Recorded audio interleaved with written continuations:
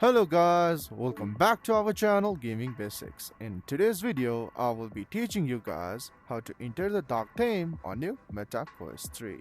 So at first, just take out the navigation bar pressing the Meta button on your controller. And as your navigation bar is out, just open your settings from here. But if you can't see the settings right here, just go on the quick settings and open your settings.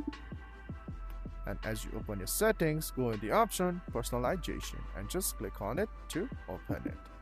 And as you open it, you can see the option right here, display theme, and just click on there.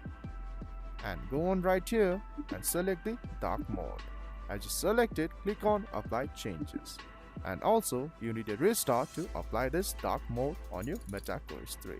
So guys, that's how you apply the dark theme on your Meta Quest 3. If you find our video helpful, please leave a like and please do not forget to subscribe our channel. Also hit the bell icon to get updates with our latest videos. And drop a comment for reviews and more content like this. I will see you guys again in our next video. Thank you for watching.